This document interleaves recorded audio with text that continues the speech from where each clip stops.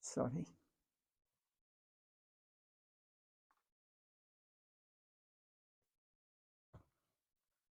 Oh, good. Thank you.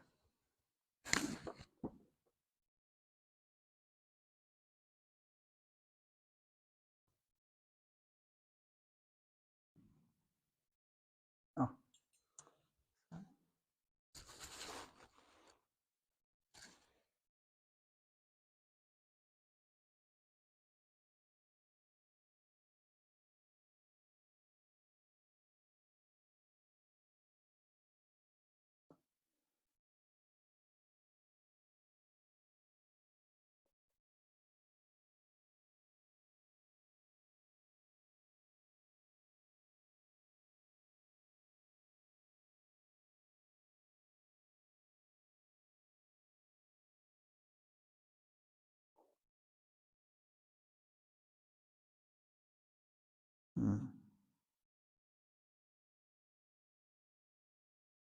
So this Supreme Stage 29, 26.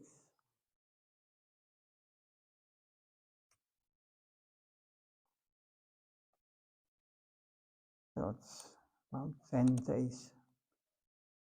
We can read the teachings of our Gurudev and Chaitanya Mahaprabhu. This he quoted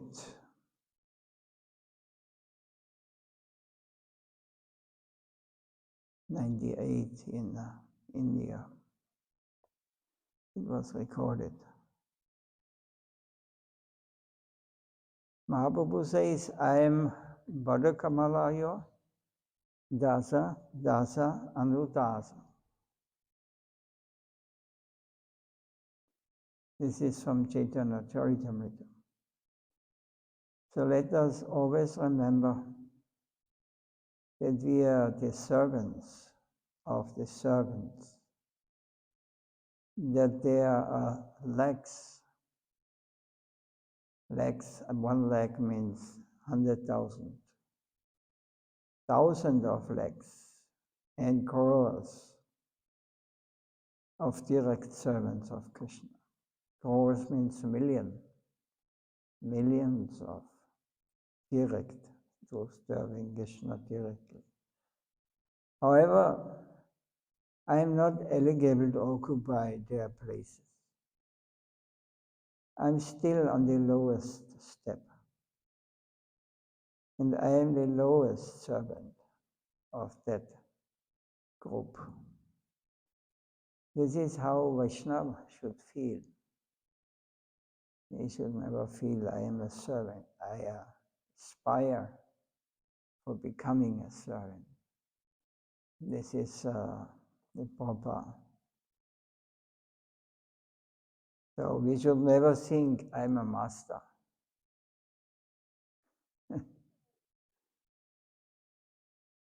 Or this is a wrong approach. We cannot understand. We have to take the position of a servant of a servant. We are all Vaishnavas.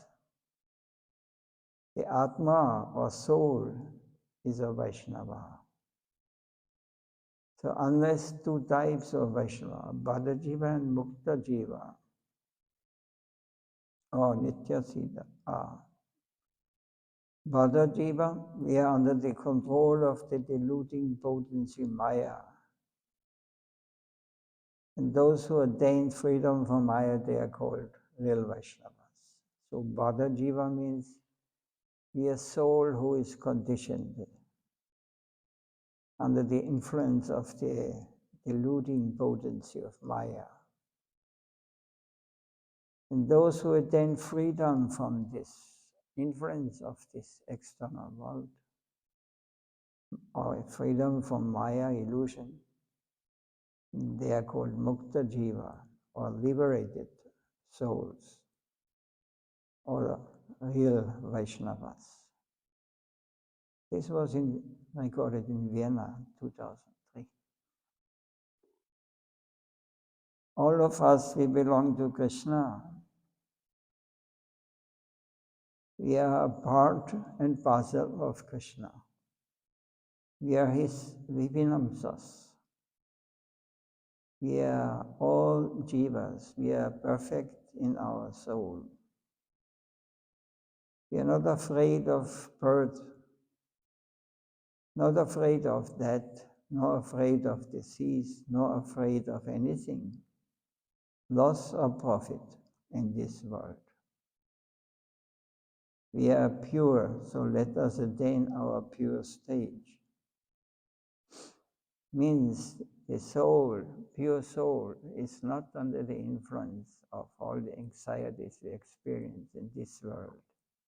Birth, disease, old age. The soul, if you realize who we are, we know all these things are only have meaning to those who are under the illusion of Maya, conditioned state. Who have not realized that we are either born nor we die. It's also not that you sleep in the night, you're dreaming, that you take birth there, that you're now experiencing your dream. And when the dream is finished, then you die. No, it was just a dream. The disease may be rooted out. If the disease is gone, then we will be happy. To that stage we should come, then all our problems will be solved. What is the way? So how we can come there? Nam Kirtan. So in this age of Kali, this age where we're not very intelligent, where we cannot see things as they are, everything is influenced by illusion, ignorance. The way out is Nam Kirtan, means that Kirtan means chanting the sounds or the Lord's names, Nam Kirtan. So the method is Harinam Sankirtan. Sankirtan means chanting Hare Krishna.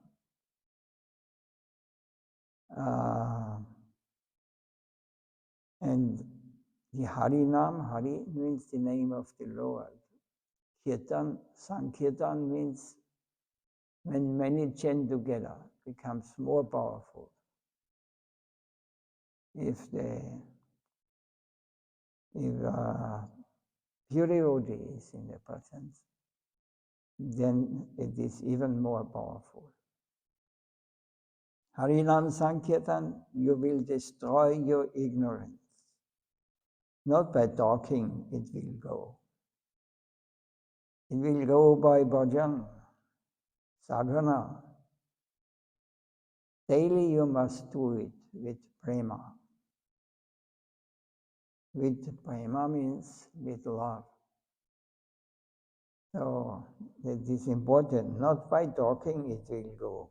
It will go by bhajan, sadhana.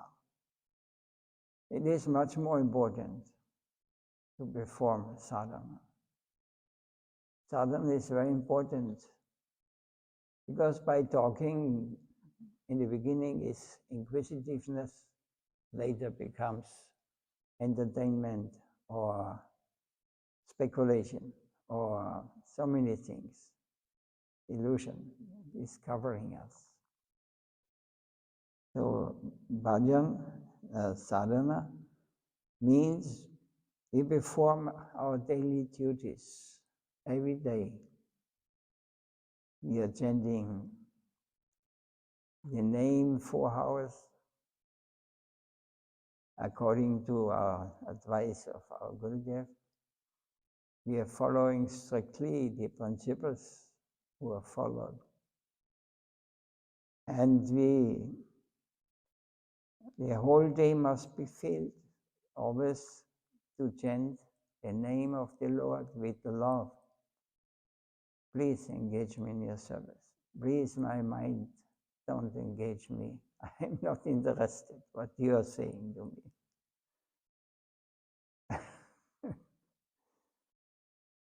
So always think of Krishna, always chant his name, and always try to serve him in whatever way we are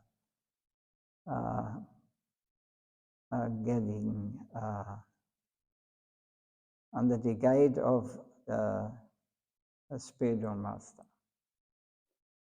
So if we can follow this, then the mind will become silent and you will experience. Daily you must do it with prema, with ecstasy, with water rolling on your cheeks and weeping. Oh Krishna, oh Krishna. This will happen, these ecstatic symptoms will manifest. We will feel praying like this, that tears will come to us. And the Lord will communicate. He will talk with his devotees. I'm here, don't worry. Then again he left, then again he leaves. Then the devotees, they do not discuss, they do not talk about these things, because these are very confidential. This is only between the pure devotee and the Lord. This is not something publicly exhibited. It's not a show. This is between the soul and the super soul, or even more confidential when the Lord manifests in a form we feel attracted to. Ainandadanu kinkaram bodhidam mam vishame bhavam buddho vipadavavada sambhangajas tatuli sadisham vijindaya. Ainandadanuja kinkaram bodhidam vishame bhavam buddho vipadavavada sambhangajas tatuli sadisham vijindaya. This is from Sikshastakam. The fifth. Oh Krishna, please remember me as your feet dust. Attached to your feet, my position is that. I'm your servant, servant of a servant of the servant. Please bless me. You must always cry for his blessings. So we are not meditating about his beautiful face and smiling. We are not meditating, we are not approaching him in this way, eye to eye. Now we are approaching him, lotus, the feet at the lowest part of the body. And we even want the feet.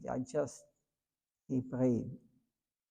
I remember, please Krishna, remember me as your feet dust, attached to your feet. So we should just take such a position as feet dust of the Lord, lotus feet. My position is that. This kind of attitude will attract the Lord very much. And we can experience when we are truthfully practicing this kind of sadhana. Always take this position, never to become the doer, or thinking that Krishna is in my hand. I am the master. This is there you will find yourself in this material world, and there is no chance to experience the transcendental plane where we are coming from.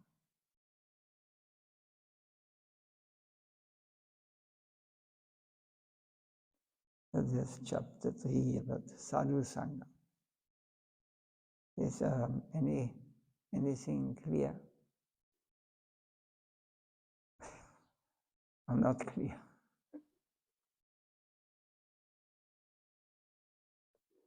We like to hear something we don't like to hear.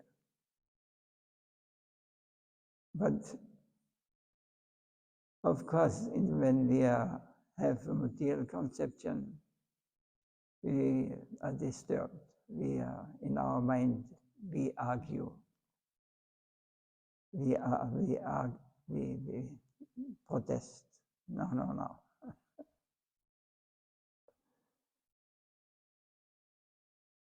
But we have to accept the way, because otherwise we will not be able to get out from this illusory plane, out of this world, where we are under the rules of this material nature. And this material nature is not merciful. It is the mercy, but it is very painful. Nobody wants to have distress or sufferings. So we have to, if you want to realize properly the authorized way, one thing we have to understand also. Whatever we speak, whatever is spoken by our acharyas and Mahaprabhu, it is a realized understanding. So one can understand if one accepts. This is a sign of humility. If we are not have this quality, if we find faults, if we find mistakes, then in reality we find mistakes in God. Hey, he did not why in the Second World War, they praying to God, please let my husband come back from the war. Then he did not come, then they become atheists. What kind of God is this? He kills the father of my children. By this kind of thinking here, we have no chance to understand. Nothing happens by accident. Everything works. Everything, all action who are performed here, whatever may happen, it happens under the laws of the material nature. We have created this situation where we are in now. So we should not blame anyone. If you want to get out, then you have to hear from the bona fide spiritual master. He may say, you're a thief, you're a cheater. But if one says like this to us, then we get angry. I am not. I cannot accept it. Then this is the problem. We have to first understand, yes, we have done something wrong. And what happened is that now I get confronted with this problem because I have to pay the price. Every action has a reaction. This is the law of this material nature. Whatever, in every situation, everything has whatever you can perceive through your senses,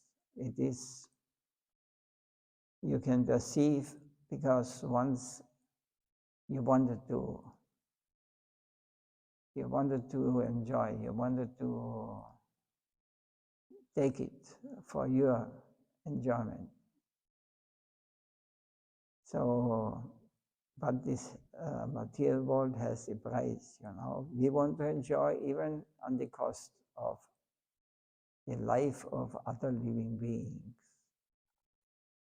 Like we see in the Western world, so many slaughterhouses, so many millions daily animals get slaughtered only for enjoying this kind of food, dead bodies. So why should we should not be disturbed. We are also living beings in this world. What you do to others,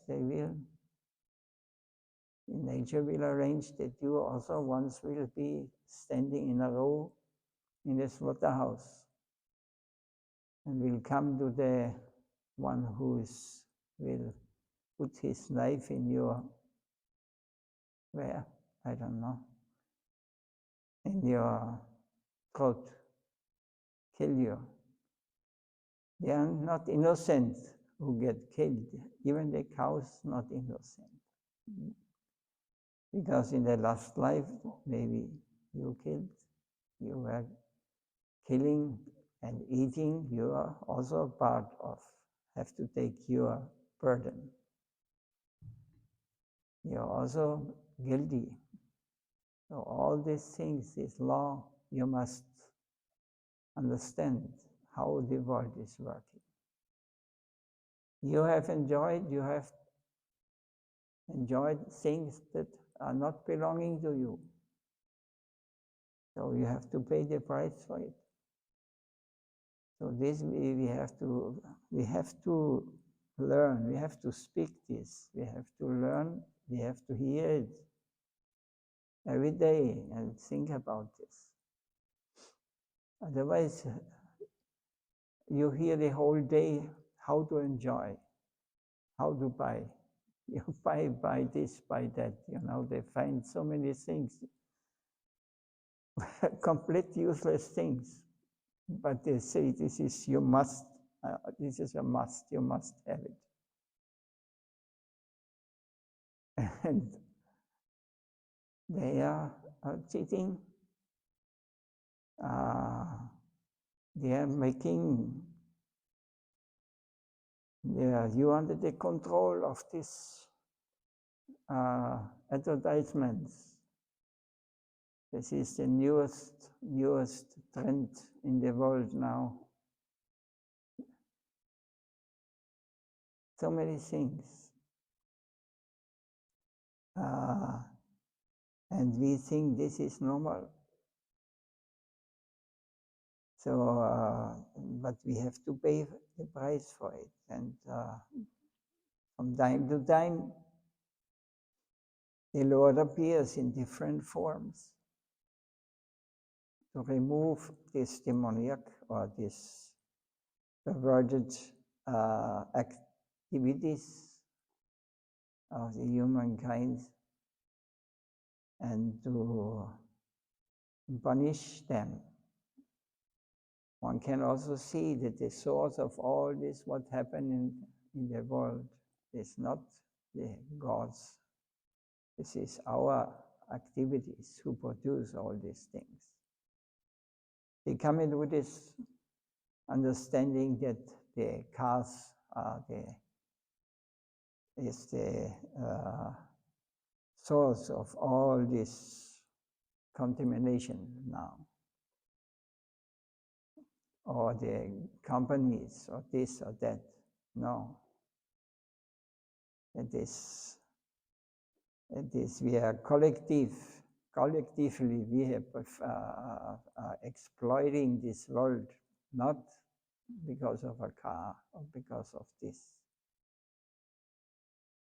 Because of our mentality, in much more subtle level this starts. I want to enjoy everything, and then without any mercy. I want to enjoy this. I want to get it. And even if others may suffer and die, but I want to enjoy.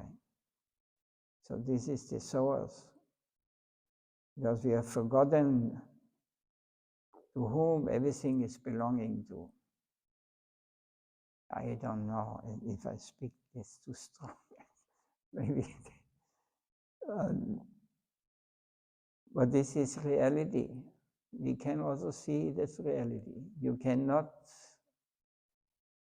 logically argue against this, because the argument you will bring is also based on based on speculation. How you know why this is? You speculate, you think like this. Scientists support you.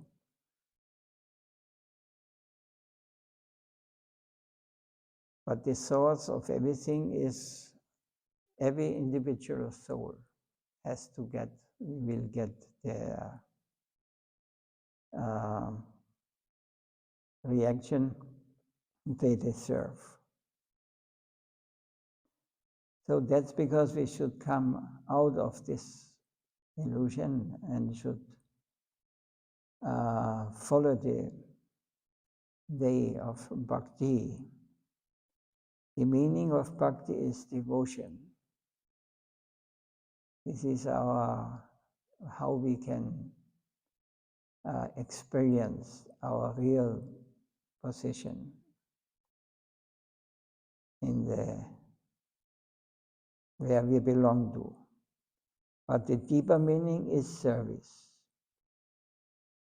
So devotion meaning is bhakti. Bhakti means devotion, but a deeper meaning is there. I have to do service. Service. You have heard?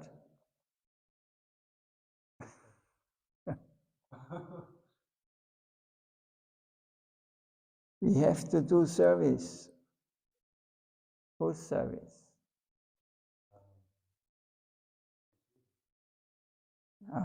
You have to serve the soul. The service of the Supreme Lord as well as the Vaishnavas. If you give up doing service of the Vaishnavas, you cannot do the service of the Lord. This is another dangerous situation. Even if you think you're a devotee, that you are bhakta, you can avoid service. We would like to take the position of the devotee who is to be served. We are expecting service from others.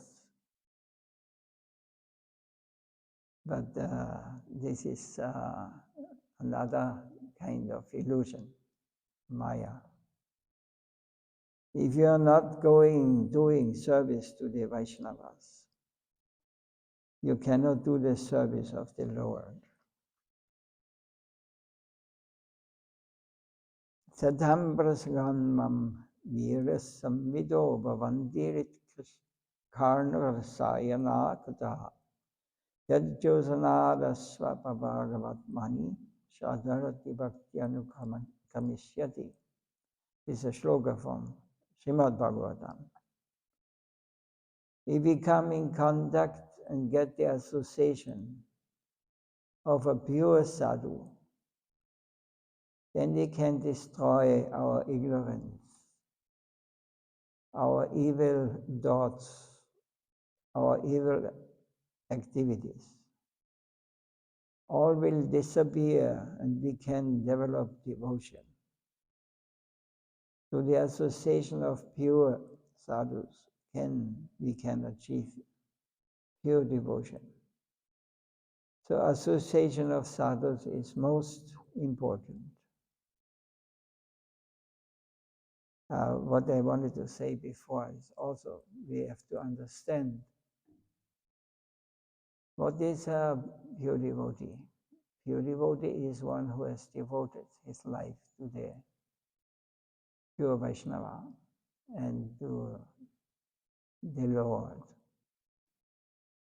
So what he's speaking is not different from the speaking of his master and the speaking of the Supreme Lord, Gauranga Mahaprabhu.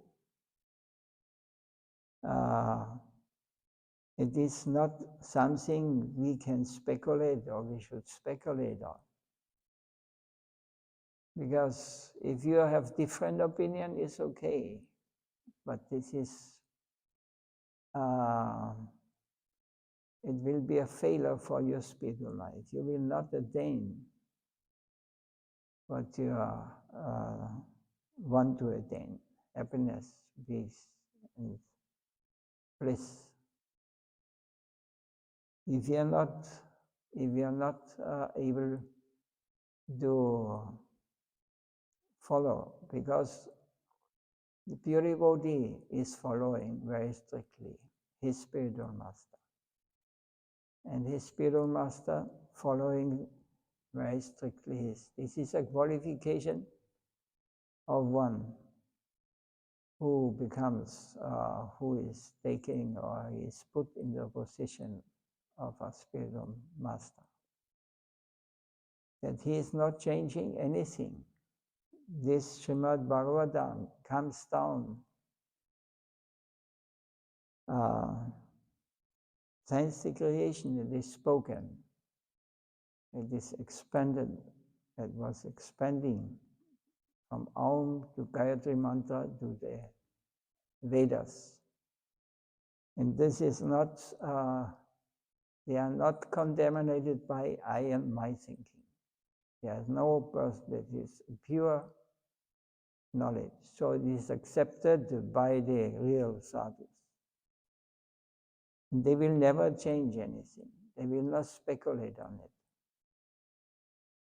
And this faith or this realization we have to get that, yes, it works. But for this we have to accept, we have to develop faith, Shraddha, in the words of sadhus, because nothing happens in this world without the will of the Supreme Lord. The real sadhu is always conscious of this. So if you argue against as a real sadhu, then you make a mistake. Then you're not able to understand. Then we are disqualified. So this, after many lifetimes, we come to this conclusion. Yes, you will get the eyes to see, you will realize, yes, what is saying here, what the Vedas say. Vedas means knowledge. It is given to us, and it is given from one master to the next. Qualified sadhus, real sadhus. And they do not change anything. They are not adding anything. And they are not changing anything. So the consciousness of the sadhus is so soft. They always want to help others with devotion. They cannot give you money. They cannot give you any wealth or any worldly thing. They can give only that divine name, the divine leelas, and divine teachings of the Lord, that they can distribute, and thereby they are doing great service to humanity. So the so-called sadhus who are collecting money for their personal sense gratification, or want to become rich, and keep distance from them. The sadhu is always a beggar. Nothing belongs to him. He has no, he is not the possessor of anything. The only gift, the only possession he should have is the Lord's mercy, the Lord. So he doesn't want anything else in this world. Nothing has any, he is not going for anything in this world. Even health and whatever, he has given his mind, his body, whatever, under the control of the Lord. My Lord, in one shloka, in the last of Shikshastakam, it says, you may kill me, you may make that I have to live, or you may impress me as you like. I am belonging to you. What can happen? We have to die anyway. Whatever. So, but you will not die when you really understand what is the meaning behind. Because spirit soul cannot die, only the material body. So sadhu means he not identifying with anything in this world, not with this body, not with his mind. His mind is clear. There's no speculation there. He is only interested to serve the Lord. He is only under his order. He is serving. Take the position of a servant. And the Lord is guiding him from inside, from outside, everywhere. So we must, all these things we must, you will not accept when we are deep absorbed in this material plane where we are living. Because we have the opposite thinking. I am the doer, I am the controller, I can earn money as much and I can do this and that. But in reality, you're not. You cannot. Otherwise, everybody would be a billionaire. And everybody would have the nicest wife and the nicest husband. Never fighting. But this is not the world here. So something must be wrong. But there is a world where this is possible. But there has to be purity. There has to be, we have to accept the process, sadhana. And whatever may happen with us and may happen around us, if we find some wrong, some fault, again, Maya catches us. Maya holds us, and we have to pay. You must be determined to follow the Vaishnava, always, without the association of a Vaishnava, without the blessing of a Vaishnava. I'm not able to follow this path, to repeat now. So steadiness is wanted. It depends upon blessings of Vaishnavas. By Guru Vaishnava's blessing only, the advancement comes. Without their help, I cannot proceed. This was 2002 in Vienna.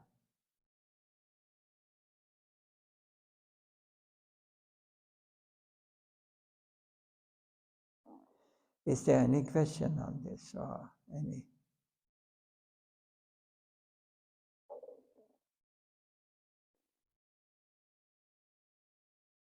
But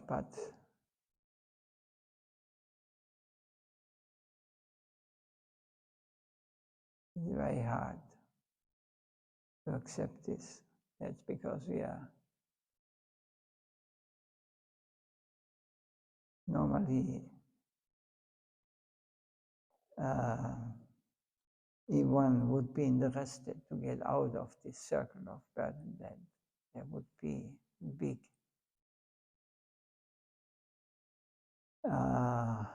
many people would come to here, but we are living in Kali Yuga.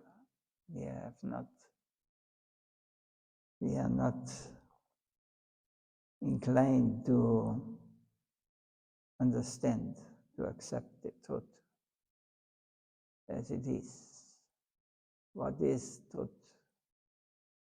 Birth, disease, old age, death. Whatever is between is a little suffering, a little pleasure, and the rest is illusion, running, working hard for a little pleasure. Whole day waiting when is pleasure coming to me.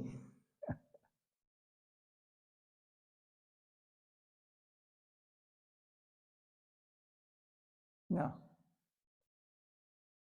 Hare Krishna. No, we are full. If you find a place, please. If it's enough place, because we are full today.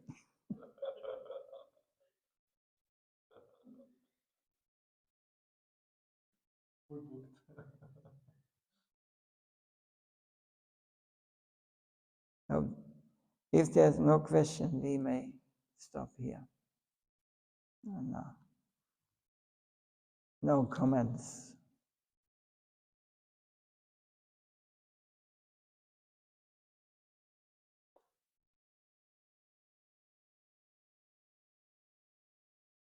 Jai Srila Gurudev Nitya Leela Pavistam Vishnu Pahar Paramhamsa Gacharya Stotra Sasi Srimad Bhakti Vaibhav Puri Goswami Maharaj Ki Jai